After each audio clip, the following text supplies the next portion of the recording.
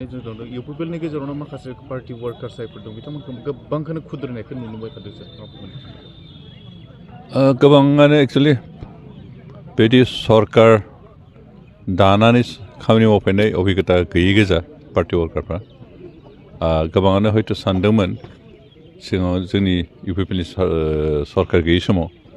जे सरकार जायोब्ला सरकारनिफ्राय जि गोसो बेखौनो मोनगोन बेबायदि मोनसे आसा खालामदों बेबायदि सानदोंमोन खिन्थु सरकाराबोथ' मोनसे लिमिटेसन दा मोनसे सिस्टेम दं बे सिस्टेमनि गेजेरजोंसो माबाफोर सुबिदा होनांगौबा होनो हागोन दा जिबायदि